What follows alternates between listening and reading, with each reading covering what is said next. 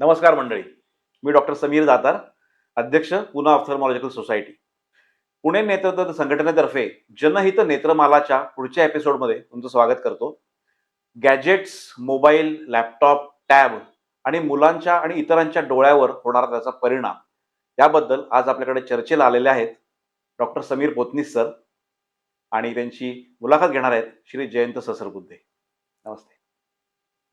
चर्चेला सुरुवात करण्याआधी सगळ्यात मला पहिल्यांदा असं विचारायचं आहे की डोळ्याला नंबर लागतो किंवा चष्मा लागतो म्हणजे नक्की काय होतं? सर्वसाधारणपणे जेव्हा एखाद्या बाळाचा जन्म होतो त्याचा डोळा त्या बाळाचा आपल्या सामान्य डोळ्यापेक्षा थोडासा छोटा असतो आणि त्याची जशी बाळाची वाढ होत जाते वयाच्या 2 ते 6 वर्षांपर्यंत तो डोळा मग प्रौढ किंवा ऍडल्ट साईजला तो पोचतो. आता काही बाळांमध्ये तो डोळा पूर्ण त्याची वाढ होतच नाही, थोडासा छोटा राहतो. असा जेव्हा हा डोळा थोडा छोटा राहतो तेव्हा त्या बाळाला किंवा त्या मुलाला प्लस नंबर लागतो. प्लस नंबर म्हणजे हायपरमेट्रोपिया ज्याला म्हणतो, फार साइटेडनेस. त्यांना लांबचं चांगलं दिसतं, जवळचं थोडंसं कमी दिसतं. आता काही मुलांमध्ये हा डोळा नॉर्मल साईज पर्यंत येतो आणि तरी सुद्धा तो वाढतच राहतो पुढे. अशा मुलांना तो मायनस नंबर लागतो. मायनस नंबर म्हणजे नियर साइटेडनेस.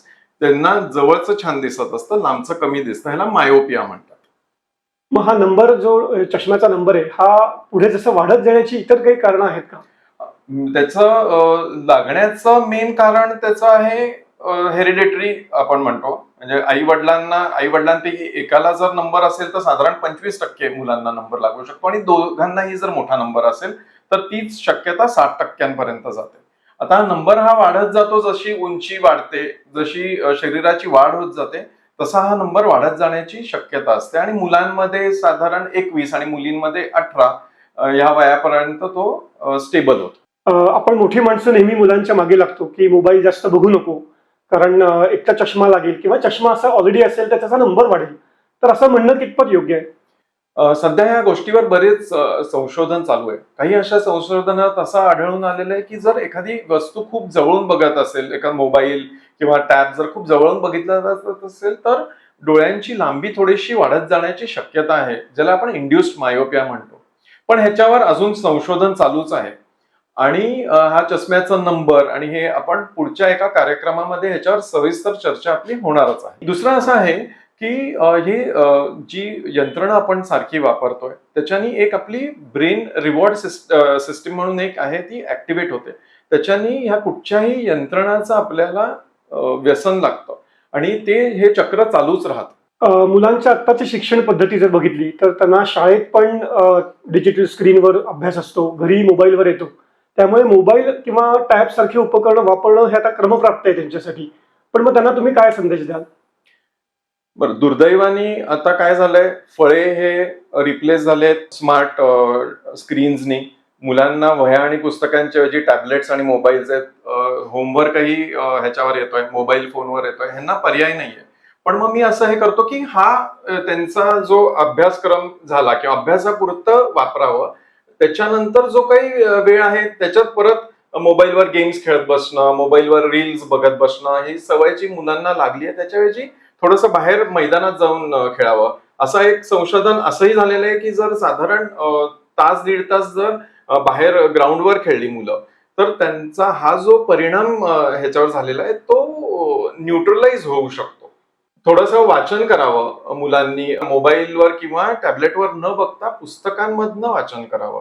असंही आपल्याला लक्षात येतं की आपण जेव्हा मोबाईलवर वाचत असतो त्याच्यापेक्षा आपण 25 ते 30% वेगाने वाचू शकतो जेव्हा प्रिंट मीडियम मध्ये असतं. हे आता आपण मुलांविषयी बोललो, पण आता अशी काही प्रोफेशनल्स आहेत किंवा प्रोफेशनल मंडळी आहेत की ज्यांच्या कामाचं स्वरूपच असं आहे की त्यांना मोबाईल किंवा लॅपटॉप जवळपास दिवसातले 14 तास 16 तास जसं IT प्रोफेशनल्स यांना वापरावा लागतो. तर मग अशा लोकांनी एक तर काय करावं, काय काळजी घ्यावी, ते थोडंसं मार्गदर्शन. आता IT प्रोफेशनल्स जर बघितलं तर त्यांचं आयुष्यच कम्प्युटर आहे, त्यामुळे त्यांना त्याचं काही गत्यंतरच नाहीये. तर अशा लोकांना बेसिकली काय होत असतं, जेव्हा आपण कुठचंही उपकरण वापरत असतो, कम्प्युटर म्हणा, मोबाईल म्हणा, आपल्या डोळ्यांची उघडझाप कमी होते. उघडझाप कमी झाल्यामुळे जे अश्रू आहेत ते आपल्या बुबुळावर व्यवस्थित पसरत नाही. त्याच्यामुळे ड्रायनेस येणे, अंधुकपणा येणे, डोळ्यांवर स्ट्रेन येणे आणि मग डोकेदुखी वगैरे असे बरेच सगळे परिणाम चालू होतात. तर माझा सगळ्यांना अगदी सोपा उपाय मला एक सांगायचा आहे, ते म्हणजे डोळ्यांची उघडझाप करणे, फ्रिक्वेंट ब्लिंकिंग. नॉर्मली आपलं 8 ते 10 वेळा मिनिटातून होत असतं इतर वेळी. जेव्हा आपण उपकरण वापरत असतो तेव्हा कधी कधी अख्खा मिनिटभर एकदाही डोळ्यांची उघडझाप होत नाही. तर ती डेलिब्रेट ब्लिंकिंग करावं अशी एक साधा उपाय आहे. दुसरं म्हणजे एक आपण सगळ्यांना सांगतो 20-20-20 रूल. 20-20-20 रूल म्हणजे काय, की दर 20 मिनिटांनी 20 सेकंदासाठी 20 फूट लांब बघावं. अगदी हे प्रत्येक वेळी शक्य होत नाही, तर मग मी सगळ्यांना सांगतो, तुम्ही एक थोडं तुमच्या असं वाटलं तुमच्या डोळ्यांवर ताण येतोय, असं हे होतंय, तर मग तुम्ही थोड्या वेळ एक ब्रेक घ्या. असं 20 मिनिटांनी असो, अर्धा तासांनी असो, तासाभराने असो, एक 10-20 सेकंद डोळे बंद करून बसा किंवा एक थोडीशी चक्कर मारून या, इतर कोणाशी बोला, काहीतरी वेगळं करा आणि परत काम चालू करा. असं केल्याने 14 तास काय 16-18 तास सुद्धा लोक काम करू शकतात. आपण आता लहान मुलांचं बघितलं, IT प्रोफेशनल सारख्या प्रोफेशनलचं बघितलं. पुढचा जर एज ग्रुप बघितला तर ज्येष्ठ नागरिकांचा, आजी आजोबांचा, त्यांच्यामध्ये सुद्धा मोबाईल वापरायचं प्रमाण खूप होताना दिसतंय. तर त्यांना तुम्ही काय संदेश द्याल? आता सध्या काय झालंय, ह्या मोबाईलमुळे एक चांगली अशी गोष्ट झाली आहे की आजी आजोबा हे ज्यांची मुलं इकडे नाही आहेत त्यांच्या खूप जवळ आले, ते त्यांना इझिली त्यांच्याबरोबर बोलू शकतात किंवा हे करू शकतात. पण त्यांना सुद्धा माझं एक असं सजेशन असं राहील की तेवढ्या पुरतं तुम्ही हे वापरा. एकच रील्स बघायला आणि बातम्या बघायला तुम्ही मोबाईलपेक्षा टीव्हीवर बघितलेल्या बऱ्या, आणि वेगळा काहीतरी थोडासा एखादा विरंगुळा, गाणी ऐकणे, असं थोडंसं जर केलं तर ते जास्त बरं आहे. बऱ्याच लोकांना सवय असते की दिवसभर तो मोबाईलचा वापर होतोच, पण रात्री झोपायच्या आधी सुद्धा तासनतास लोक मोबाईल बघत बसतात. हे कितपत योग्य आहे आणि हे कुठे थांबलं पाहिजे आता? हा एक फार वेगळाच विषय आहे.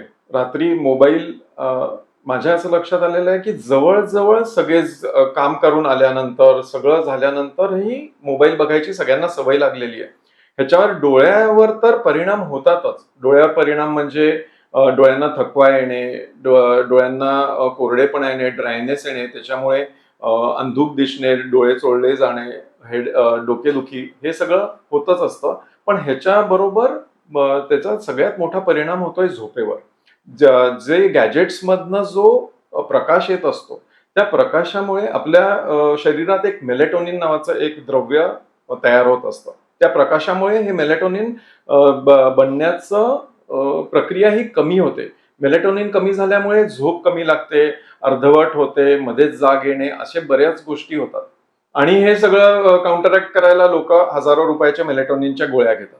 हे योग्य नाही. झोपायच्या तास दीड तास आधी तरी मोबाईलचा वापर कमी करावा किंवा बंद करावा.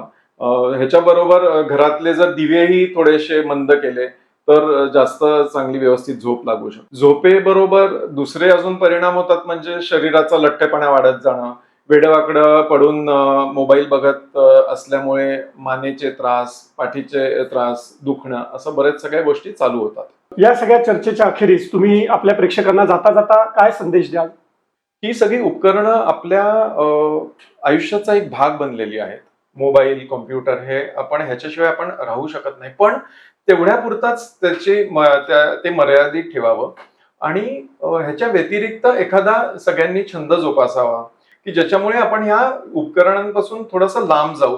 जसं की हायकिंग, ट्रेकिंग, बाईकवर जाणे, कुठे जंगलात जाणे, तुम्हाला सिनेमाला जाण्याच्या ऐवजी एखादं नाटक बघा, एखादं बागकाम करणे, गाणी ऐकणे, असं हे करा. ह्याच्यामुळे आपलं शरीर, मन, दृष्टी आणि दृष्टिकोन हे सगळंच बदलेल. तर मंडळी, ह्या सगळ्या चर्चा ऐकल्यानंतर तुमच्या मनामधल्या शंकांचं निरसन झालं असेलच. भेटूया पुढच्या एपिसोडमध्ये.